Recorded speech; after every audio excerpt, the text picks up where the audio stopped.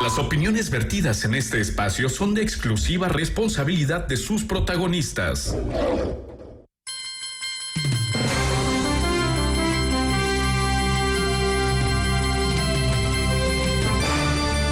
De la mañana con 37 minutos, amigos y amigas. Avanza en el país el proceso de transición que debe generarse a propósito de la designación del señor Lasso como nuevo presidente de la República. Creo que es fundamental para el fortalecimiento de la democracia justamente establecer este proceso de transición ordenado. El día de ayer el señor Lasso ha anunciado ya a los miembros de su equipo de trabajo que liderarán este proceso, aludido el presidente electo, que estarán a cargo de este proceso el señor Juan Carlos Holguín por parte del señor Lasso. Y entendemos que desde el gobierno nacional se han realizado varias mesas de trabajo. Hay un comité técnico de transparencia. Le vamos a dar la más cordial bienvenida a Sandra Argotti. Ella es la secretaria técnica de Planifica Ecuador. Sandra, sea usted bienvenida. Buenos días. ¿Cómo avanza este proceso de transición? Desde hace algunas semanas el gobierno nacional, entendemos, ha realizado varias acciones al respecto. Bienvenida, buen día. Qué gusto saludarles, Carmen, Andrés, buenos días, y a todos los que nos escuchan en Radio Centro. Un gusto saludarlos, siempre es bueno tener una conversación de este espacio. Nosotros, como ustedes saben ya, el señor presidente de la República generó el decreto donde puso a 3 representantes del país para que generen esta transición ordenada, responsable, transparente, que son el Ministerio del Trabajo, también el Secretario General de la Presidencia y en este caso Planifica Ecuador, quien maneja todo el Plan Nacional de Desarrollo a nivel nacional. Ya entregamos la primera fase al señor presidente el 30 de marzo, entregamos con el PNUD que nos acompañó en esta fase, justamente del levantamiento de información de la institucionalidad. El PNUD es el Programa de Naciones Unidas para el Desarrollo. Esto para nuestros oyentes. Así es. Gracias, muy gentil. Ellos nos han apoyado en esta información de una experiencia que se ha venido manejando a nivel mundial de 27 países que estaban en transición. Entonces, lo que hicimos es apoyarnos en esa metodología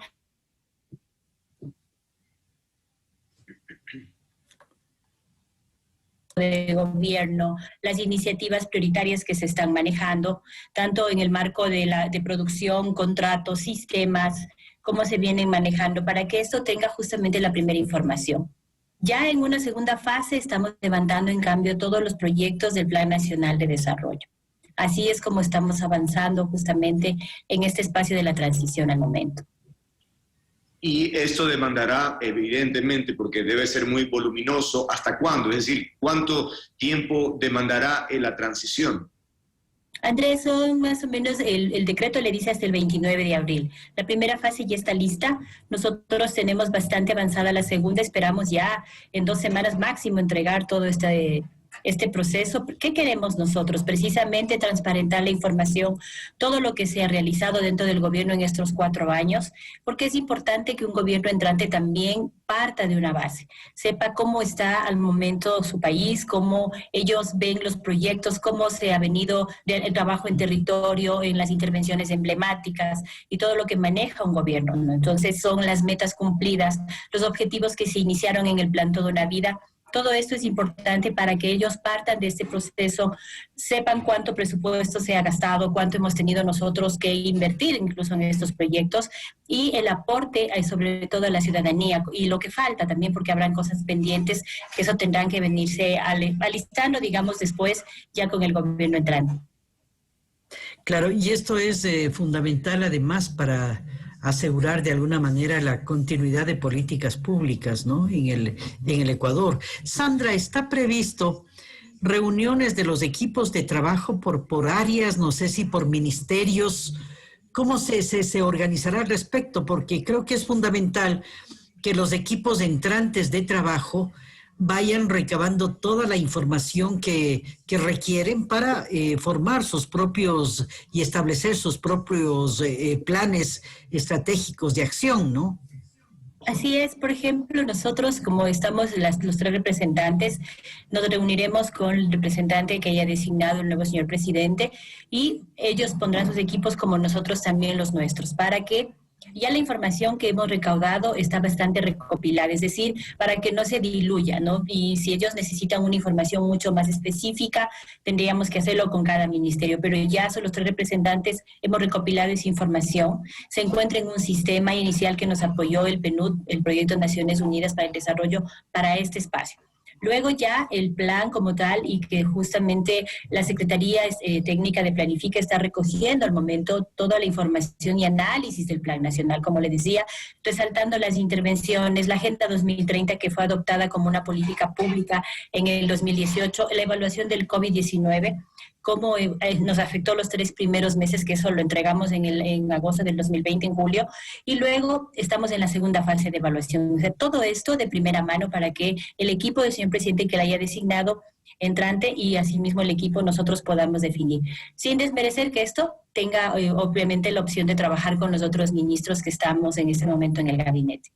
Claro, porque no se trata de hacer una entrega física, digamos, de cartones repletos de información, sino más bien interactuar, ¿no? Es decir, bueno, a ver, explícame más este aspecto, para poder tener la película clara, además mencionar los puntos rojos, los temas pendientes, es decir, que sea transparente, no sea que luego haya sorpresas.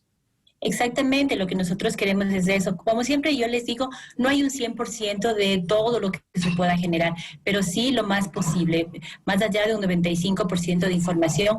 Pero ¿qué es importante? La explicación, como usted dice, Andrés, la explicación es importante porque darles un documento que a veces se vuelve confuso, no es lo realmente elaborado, sino explicarle al equipo cómo se ha venido trabajando. Por ejemplo, todos los presidentes electos tienen que definir un plan nacional. Y ese plan nacional, el del presidente actual, es el plan Toda una Vida. Tenemos que presentarles todo lo que se ha estructurado en el plan Toda una Vida, cómo ha venido afectando o mejorando de acuerdo a la labor que se ha realizado, como le decía, en proyectos, con los mismos ministerios, los 4 gabinetes sectoriales, sus representantes, y también cómo están los gobiernos autónomos descentralizados, sus planes de desarrollo y ordenamiento, empresas públicas, entre otras. Entonces, acciones gubernamentales son muy fuertes y lo que es importante es que este gobierno entre y empiece a revisar, a fortalecer lo que le parezca debe fortalecer, a continuar muchas de las intervenciones que se han realizado en el territorio y también a iniciar nuevas de acuerdo a cómo ellos vayan planificando también sus 4 años de gobierno. Así que resaltar que tenemos que presentar metas, presentar los objetivos, los ejes del Plan Nacional y también cómo está la institucionalidad, cómo se ha manejado la optimización del Estado, qué contratos quedan pendientes, si existen juicios, qué es lo que justamente se ha realizado. Entonces, para que ellos tengan una cobertura y una línea base de la que partir en adelante y puedan gobernar de una manera eficiente, como todos los ecuatorianos y ciudadanos queremos siempre. Sandra, ¿cómo queda el país? ¿Queda la mesa servida? ¿No queda servida? ¿Cuáles son esas líneas fundamentales en las que debe poner atención el nuevo gobierno, Sandra? Realmente nosotros, bueno, no lo expresaría como la mesa servida, sino al contrario, es como una información transparente. El saber accionar de un gobierno como ha estado. Todas las misiones, por ejemplo, las intervenciones emblemáticas, es como la misión Ternura, el bono, la parte del agropecuaria, la recuperación económica, el sistema productivo, la agricultura como está. Nosotros recuerden que hemos tenido complicaciones muy fuertes a nivel de país, pero esto ha tenido también un avance. ¿Cómo está lo de la vacunación? ¿Qué es lo que le queda pendiente? Está la lucha contra la corrupción, cómo se la ha venido realizando. Luego, ¿cómo estamos? A la visión a largo plazo es importante siempre en la planificación hacia el 2030 avanzando. Ya se hicieron muchos espacios en la Agenda 2030, los Objetivos de Desarrollo Sostenible. Entonces, ¿cómo hemos, por ejemplo, venido haciendo la reducción de brecha salarial, la reducción de tasa de mortalidad materna, como entre otras, ¿no? El incremento de instituciones educativas, fiscales en el modelo del sistema estructural, la reducción del déficit también de entidades en el sector público no financiero, porque también hubo una optimización. siempre para que ellos vayan viendo también la efectividad. Esto es lo que nosotros tenemos, el aumento, por ejemplo, de cobertura en la calidad de accesos de servicios, la transparencia en la gestión y el control de entidades, de regulación, y muchos acuerdos también internacionales. Sobre todo lo que nosotros hemos traído en recursos, que sepan hacia dónde se estaban distribuyendo estos, que casi siempre aterrizan en proyectos que tienen un impacto nacional. Son las necesidades que hemos tenido muchísimo. Ustedes saben lo que hemos pasado en tema pandemia, la ceniza del Sangay, las inundaciones, el paro que hubo en octubre. Ha sido muy fuerte, pero también acciones de cómo se van realizando. Entonces, el señor presidente entrante tendrá de primera mano esta información con los equipos, y es mejor conversarlo así como estamos haciendo hoy para que ellos vayan estructurando y nos irán preguntando cuánto se invirtió, qué pasó con esto, en qué fase están, qué más falta para ejecutar, y eso es lo que nosotros queremos transparentar con el nuevo equipo también. Me pregunto si eso ocurrió cuando se posesionó el presidente Moreno en relación del gobierno de Correa, porque pasaban los días, parecería más bien que todo iba en orden hasta que de pronto dijo aquella frase famosa, ¿no? De que después de un tiempo de ver cifras, resultaba que no estaba la mesa servida como se había anunciado. Realmente sí, miren, desde la misma experiencia, sin juzgar el pasado, sin criticar, pero nosotros como gobierno le hemos visto, no queremos que alguien pase lo que pasamos nosotros de recién empezar a descubrir. Yo siempre hablo así, son 4 años que tiene un gobierno para gobernar. Si usted llega y recién se va a empezar a buscar información que la va encontrando poco a poco, pasará 1 año más o menos. Claro. Tiene 2 años para ejecutar y el tercer año ya está en nuevas elecciones. Sume, eso no es lo óptimo. Entonces nosotros queremos no que encuentre, porque además una vez que nosotros salimos de donde nos han ubicado, volvemos a ser ciudadanos y seguimos siendo ecuatorianos. Entonces no queremos que esto le pase a otro gobierno. Queremos ser, por eso el señor presidente ha sido muy enfático con el equipo. Quiero transparentar, quiero que la información sea la adecuada, y así debe ser, así hemos presentado en el gabinete, porque no queremos que le pase a alguien lo que nos pasó a nosotros. Recién empezar a buscar, cuando hicimos las ofertas en campaña, digamos, fue el plan nacional y después vimos el endeudamiento, la falta de recursos, complicadísimo hacer obras. Nos tocó hacer muchos esfuerzos, entonces no queremos que esto pase. Sé que van a haber cosas que obviamente tendrán una falencia o tendrán falta de ejecución, pero habrán otras que están ya dadas. Entonces lo mejor es darle a esa línea base y fortalecerla, de darle la mejora, darle un giro, pero casi todo lo que se ha hecho, absolutamente todo, siempre va en pos de una mejora ciudadana. Así que eso queremos nosotros, que el equipo se sienta tranquilo, el equipo de transición que llega, que nosotros vamos a dar lo mejor en esta transición. Sandra, ¿ya han sido notificados ustedes con el equipo de Lazo?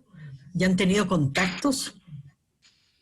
Todavía no hemos tenido ese acercamiento. Sé que el equipo del señor presidente actual electo está trabajando en otros espacios también, y ya está definido justamente quién va a estar en la cabeza de la transición. Todavía no hemos tenido un acercamiento formal. Nosotros esta semana estaremos trabajando en Guayaquil con todo el equipo de la transición para ya dar lo último. Además, tenemos otra fase como planifica Ecuador en la parte constitucional ahí sí rendición de cuentas, de la evaluación del Plan Nacional de Toda una Vida, que sería en este caso. Ahí sí ya es una evaluación que se presenta para la rendición de cuentas del señor presidente. Entonces viene a la par transición y también la evaluación de un plan para que esto sea estructurado en el siguiente plan del señor presidente electo. ¿El proceso de transición es una decisión política del presidente de turno o es una obligación? ¿Esto de qué estamos hablando?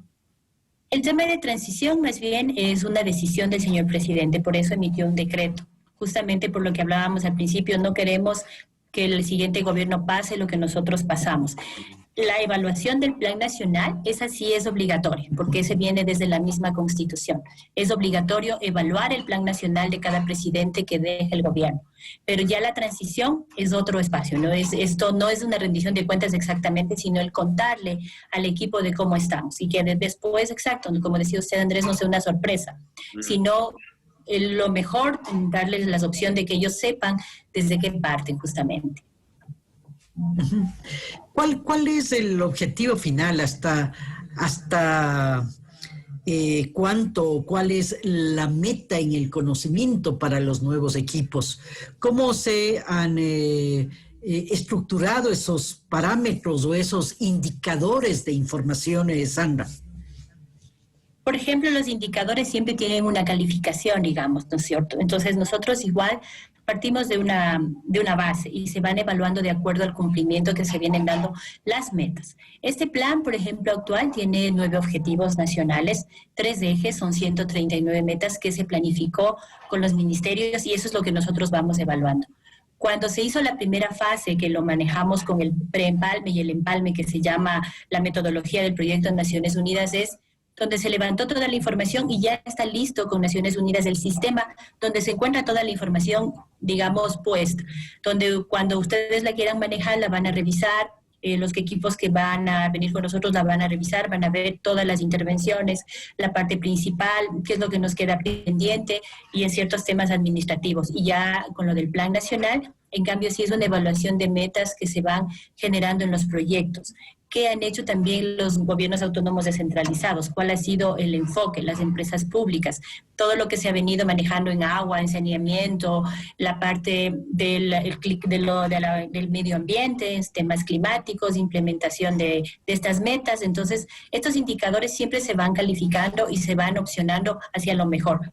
No quiere decir que no hayamos tenido que girar algunas metas por las crisis que hemos tenido en este momento, pero no hemos descuidado las metas anteriores. Es decir, si yo ahora le orienté a salud casi todo prácticamente, no quiere decir que lo demás descuido. Lo que hago es simplemente no darle esa emergencia y esa prioridad de primera mano, sino seguirla, porque además después de la salud viene la producción, la parte económica de las mismas familias. Entonces no podemos descuidar nunca esas metas. Entonces es un trabajo fuerte y los gobiernos sabemos, y ahora es importante saber que les podemos dar ese conocimiento, y es importante que sepa el gobierno entrante que nosotros les vamos a dar ese conocimiento porque hemos venido bregando todo este tiempo en ese espacio.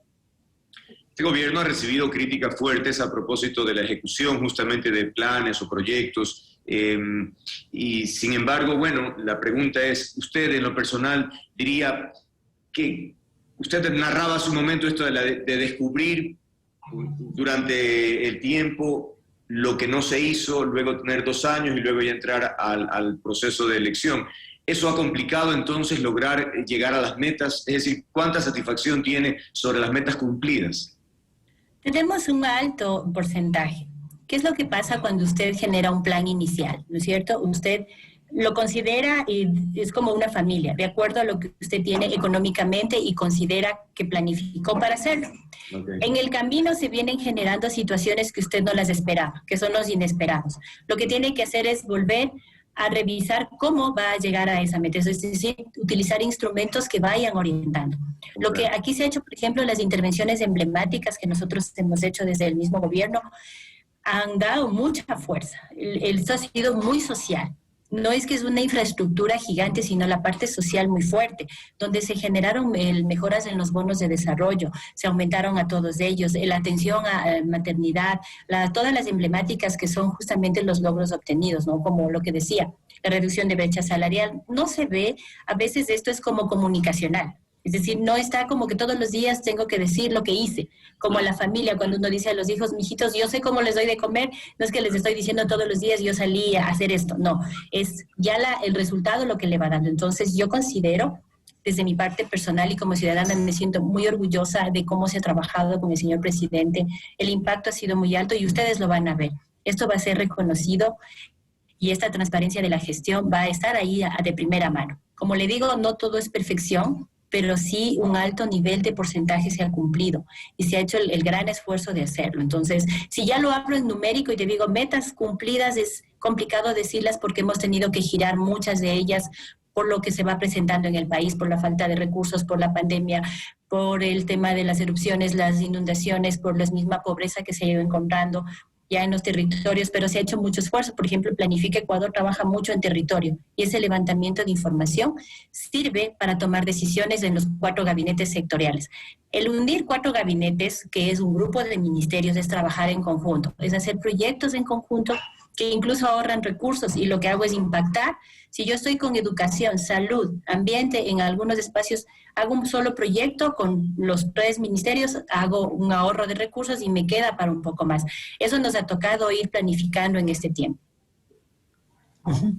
¿Cuánto ha impactado justamente en la planificación y qué reajustes han debido realizar ustedes? A propósito de la pandemia, por ejemplo, la crisis económica quizá son los dos hechos fundamentales que marcan una gestión gubernamental.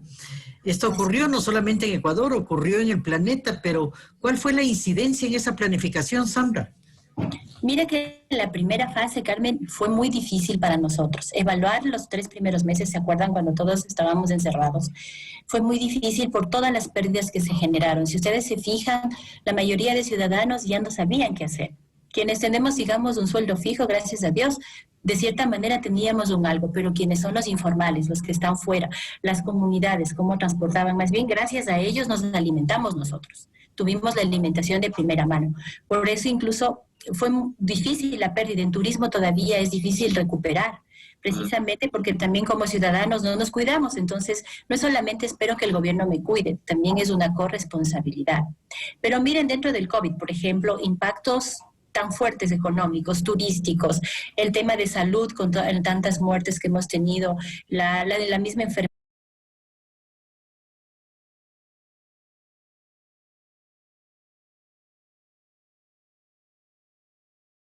Retrasa muchas cosas en los hogares, pero dentro de eso nosotros fuimos buscando la opción. A ver, ¿cómo hacemos? Ministros, créditos para el programa de gestión de emergencia del COVID-19, justamente destinamos a los gobiernos autónomos, a los municipios, a sus empresas públicas.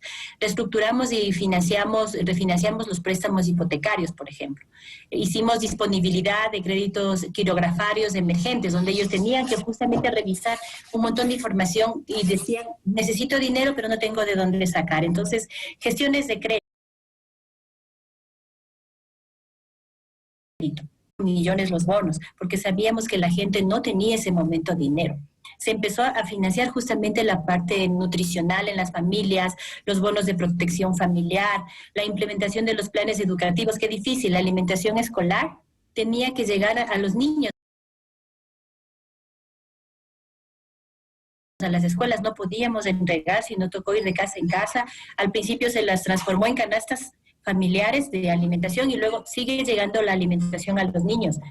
Eso nunca se ha dejado de entregar. Entonces, son los planes que se han implementado en el COVID-19, súper fuerte, muy fuerte. Los hospitales, ninguno en el mundo estaba generando un UCI. Es difícil, no podemos tener, porque es una inversión gigante y en ese momento nos tocó inventarnos muchas cosas y la aplicación de medidas compensatorias, esas han sido importantes, es decir, no suspensión de servicio eléctrico, ¿se acuerdan? No por falta de pago, no es que te vamos a suspender, sino dejar un espacio de tiempo. Entonces, miren, son las emergencias que nos han apoyado y nos han dejado sacar mucha de nuestra fuerza e imaginación y fortaleza de querer mucho al país, de amar tanto, que tenemos que saber que esos ciudadanos tienen que estar bien. Tienen que estar bien, así que la fuerza que hemos sacado como gabinete, el señor presidente, a la cabeza ha sido muy fuerte y creo que nos sentimos muy honrados de haberlo logrado en medida de lo que hemos podido, con una deficiencia económica, pero también el traer recursos financieros de fuera del país y que ellos te digan, bueno, es también ser un buen país, ser garantía de que se va a devolver en algún momento. Nos ha tocado tomar así como cuando la madre de familia fía en la tienda. Eso es más o menos así y luego yo sé cómo voy pagando. Esa es una estructura de cómo se ha venido manejando. Más que una pregunta, podría ser una suerte de reflexión, porque suele ocurrir que cuando un funcionario entra en acción, digamos, es como un borre y va de nuevo, quiere hacer todo distinto y más bien creería que en este es una oportunidad de dar continuidad a los programas. El tema social, por ejemplo, que se hizo hincapié en el gobierno del señor Moreno, ojalá sea también considerado, es decir, para que no se trunque. Hay un espacio avanzado importante y vamos a ver, por eso digo que es como una reflexión, qué pasa con todos esos programas que deberían darle continuidad, ¿no? Es decir, nosotros sugerimos y sí consideramos que se debe continuar con esta implementación. Por ejemplo, la Agenda 2030, que se tomó como una política pública en el 2018. Esto va generando que nosotros trabajemos con organismos internacionales. El seguimiento de los procesos de la planificación en el territorio. La atención a esas capacidades que se potencian en el territorio y que a veces uno en las ciudades no las ve. El territorio es muy fuerte, tiene muchas capacidades. Entonces, sé que el señor presidente, él tuvo un triunfo fuerte en la Sierra, mismo centro. Cuando nosotros vemos a esas comunidades y hemos visitado, existen muchas capacidades ancestrales, gente ávida de conocimientos también, de lo que nosotros que en la ciudad vemos otra realidad, es ir al territorio. Es importante trabajar dentro de los territorios con esas capacidades que nuestros ciudadanos tienen. Apoyar las propuestas de priorización e iniciativas de inversión mediante mesas de trabajo justamente en ese territorio. Nosotros hemos trabajado así, fortalecer, y lo que recomendamos es fortalecer ese sistema de monitoreo y evaluación y retroalimentación de todos los planes que se manejen los ministerios. No dejar de lado y también anexar a estos a los gobiernos autónomos, a los municipios. Muchos de los alcaldes han colaborado muchísimo en este espacio.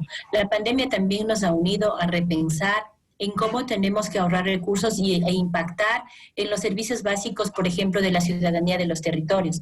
El agua, el cómo ellos tienen para regar sus campos, el cómo en la ceniza mueren sus animalitos, la agricultura es complicada. Entonces es importante prevención del sistema de salud integral también derivado de esta evaluación del COVID-19 y definir una comprensión y difusión a la ciudadanía en el lenguaje que ellos nos vayan entendiendo. A veces, como usted decía, Andrés, las autoridades entramos y queremos borra y va de nuevo. No, es mejor ver primero, analizar la línea base de la que voy a partir y mejorar. Porque además quienes vinieron atrás también son ciudadanos que estuvieron muy pendientes de que este país salga adelante. Entonces, esas son nuestras recomendaciones. Bien, muchas gracias a Sandra Caterina Argotti. Creo que hay que felicitar este tipo de iniciativas que no hacen otra cosa sino fortalecer ese necesario ejercicio democrático en un escenario de transparencia. Creo que es responsabilidad de todos los ciudadanos intentar que el nuevo gobierno cuente con la información necesaria para que no se produzcan estas pausas o vacíos y finalmente suele ocurrir que cada 4 años refundamos el país y no hacemos refundar, sino marchar en el mismo terreno. Muchas gracias, Sandra Caterina, por haber estado con nosotros. 8:04 minutos. Muchas gracias. Bien, 8:04 minutos.